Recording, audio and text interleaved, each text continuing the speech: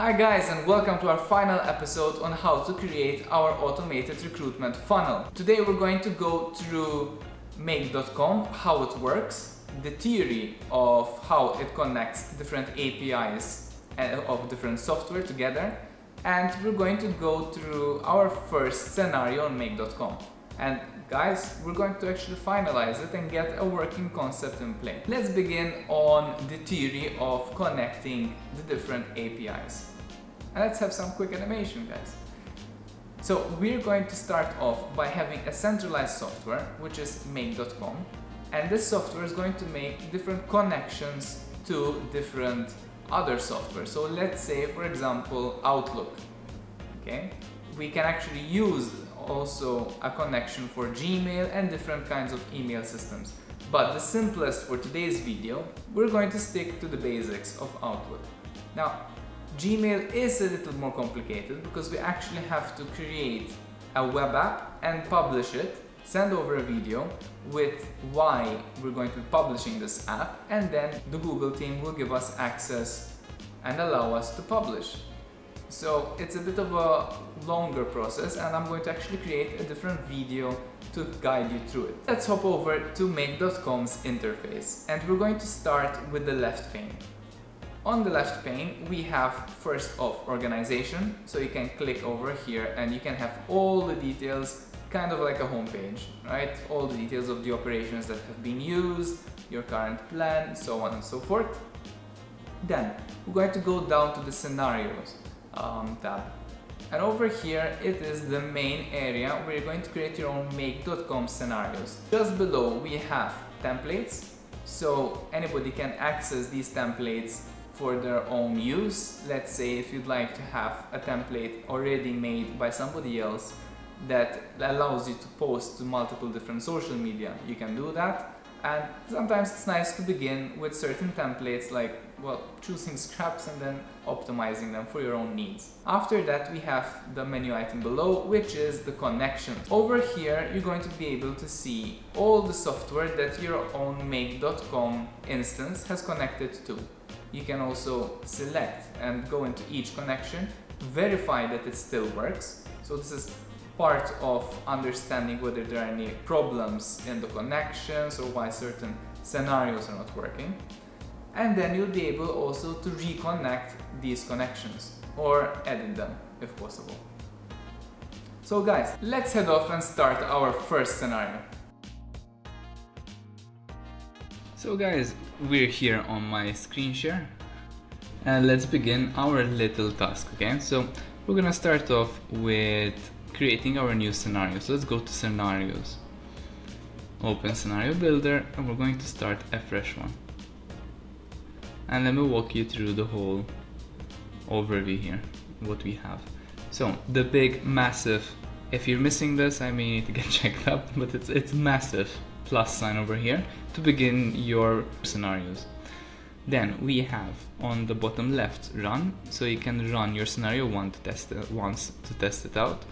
You can switch on recurring executions. So on the free version it's one execution per 15 minutes. You can go down to one execution of the entire scenario every 1 minute as well, or even seconds depending on your plan. Otherwise you have the save scenario, so you save the scenario. I don't really use this, scenario inputs and outputs, to be honest. Scenario settings, you can go here and check these out.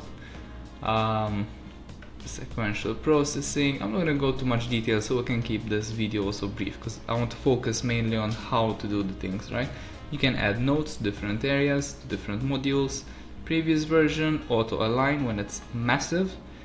And over here you have explain flow, so you get like a little dot showing how the flow goes through. Blueprints, I don't really use this. Flow control, guys, so these are modules related to creation, controlling the flow of modules. We will go through them, but through different examples, because it's easier to see the example in actual action rather than just talk about it. We have over here different tools that are very helpful and usable, and then this is a text parser. You can over here use regex, extract text from different strings, and so on and so forth. Over here you have all the modules available. Okay, so we're gonna start off with Notion, guys. So let us take a step back and remember what we're trying to do. We need to get the people to fill out a form. We need to get the form into Notion, so that's complete. Now, once people apply and you have a new record in the database, we need to send out an email thanking them for the application. Okay, so actually the source of truth is all in Notion. So we do need to start off here with Notion, and there are many different modules. Now, watch database. This is the module that we need to use actually, because it triggers when a database item is created or updated. So this is an ongoing, let's say, trigger. So if anything happens in the database, this will trigger. Otherwise, you can use get database item, which will get you a list of database items, and there are many others which we're going to be using eventually. Okay, so let's focus on watch database items here. So let us go over here. We can actually delete or move the clock here. So this is the start, and delete this. Okay, create the connection, and this is what I was referring to, connections over here. So they are created through the scenario builder. Okay, and we have Notion public connection. What we need to do, connection name, there we go, make example, thank you, and save, and let us see this. We'll get the little pop-up. Alright, view pages, you select pages, select the pages right now.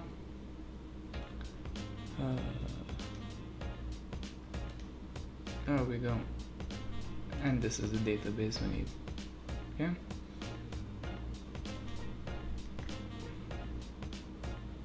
allow access.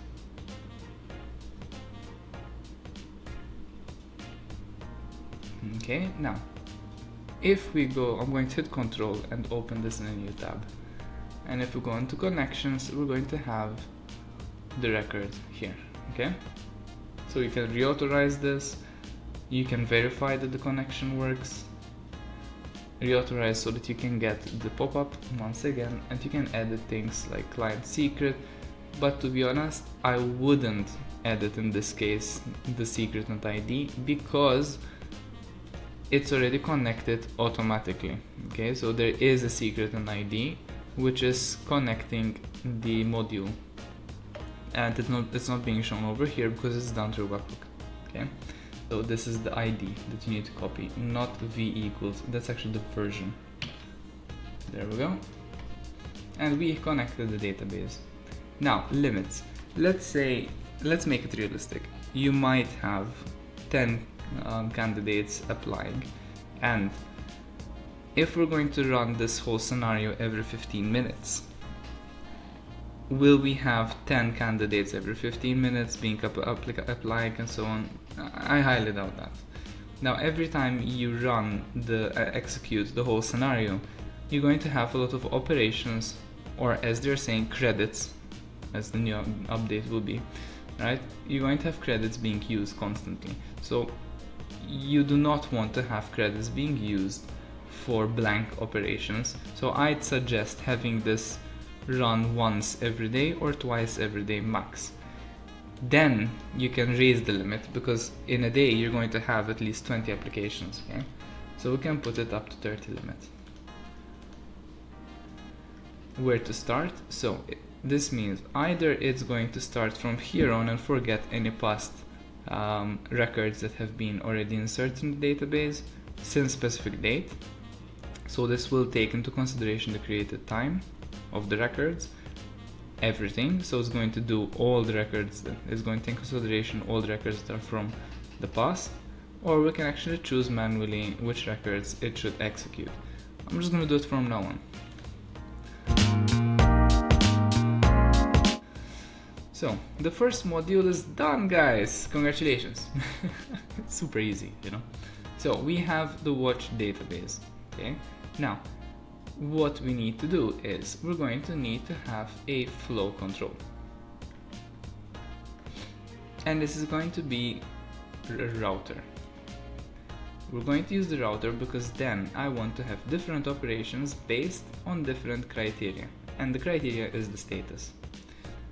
We're going to put over here, click here, and we have the first router.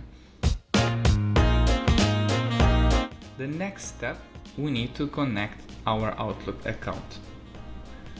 And let's go over here, Outlook, and let's just go show more. Show me what they can do. We have search message, we need to send the message, right? Send a draft message. No, I want to actually send a message. Create and send a message. This is what we're going to do. Let's move through this. Let's keep it as default. And we'll get the pop-up. So guys, this is like the automated way of connecting the APIs. And that's why it's easy to create stuff on Make.com. Let's say subject. Thank you for applying for the position of, and let us start using the fields from our database and the property in a dynamic way in the messages. We have properties, property value. You're always going to have two related properties. So this is the first drop down here is listing the IDs and all the details of the property types, the properties themselves.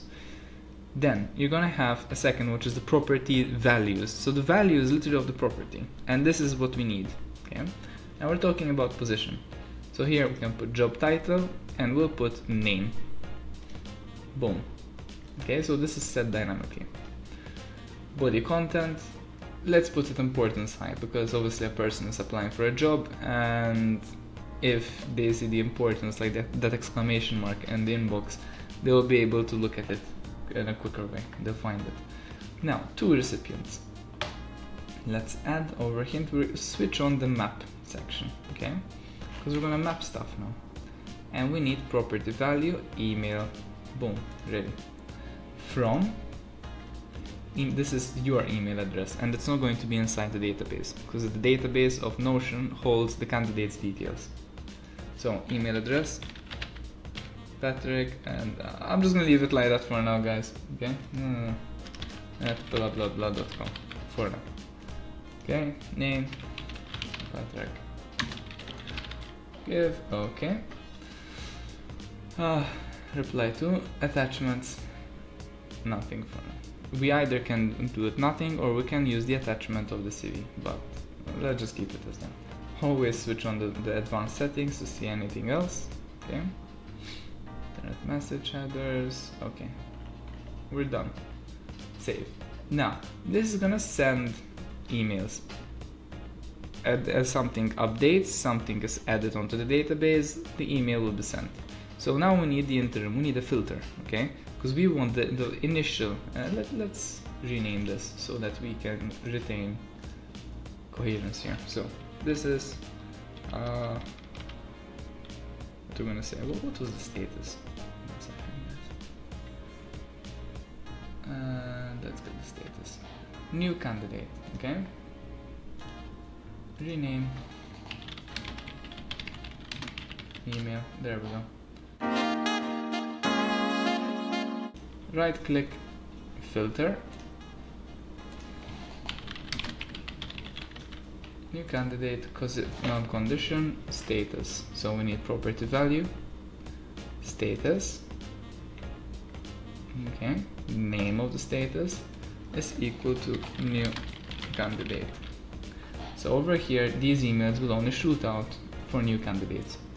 There we go. Let's reset this and let's hit duplicate. Why? Because obviously the Make.com API is checking for new records over here, or updated ones. So let us put as duplicate and let's run this. Boom. And this is updated. Yes, so we're sorted. We can see here we used 3 operations or credits. 1, 2, 3. So every time we run this, there's 3 operations happening. Let's have a look. First off, add email. here we are. There's a typo there with the caps. Anyways, this is the email that we're getting, and here obviously we don't have a company logo, but this is everything that we have. Thank you for applying. Name, okay. Accountant role, this has been mapped, so this is successful. Now let's have a look at the database, and we can see that this is welcome email sent. So we know that any emails that are sent out, the status is going to change to welcome email sent. So that's successful. Now you can build emails and add different steps according to the different stages and statuses over here. And if we go back to the integration, all you need to do is add different statuses, create the emails that we would like, then create this update database item and put some kind of status so that you will know that when you look at the database, certain emails were sent out. And in that way, you will be able to organize yourself a bit better, and you'll be able to put filters on the database. Let's have an example. So we can put, let's say, let's copy all these, right? And we can say shortlisted, shortlisted, second interview, and we're not gonna say hired for now, and rejected, okay? So what you can do here is you can create a filtered view. We can put a table, and we can put in, okay, done, yes, source. Okay, it's the same thing. Now filter out, and you can put status, and let's say just second interview. Alright, and you can rename this to second interview, and like this can be all. Second interview, you can put one for shortlist. Actually, you can duplicate,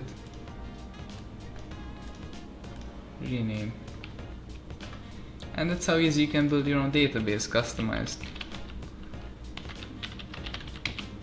And you can put filters according to every single step. Like this, you'll be able to manage. Okay, there we go. So guys, this is pretty much the process. Okay, again, you can put in here send email, right? You put in the text, and then you put in the filtering. Guys, let me know also if you would like me to create a video, but the email message, the body content over here, it is specific to this module. But what you can do is you can create a different database which is related to email messages, and then you can over here connect the database, and then you can state that whenever there is a new candidate, the email should be sent out from that database. Hey guys, thank you for watching the 3 episodes on this video series. So if you managed to watch so far, we can say that now you have an automated recruitment funnel. So thank you for watching guys once again, and stay tuned for the next build. Don't forget to like and subscribe.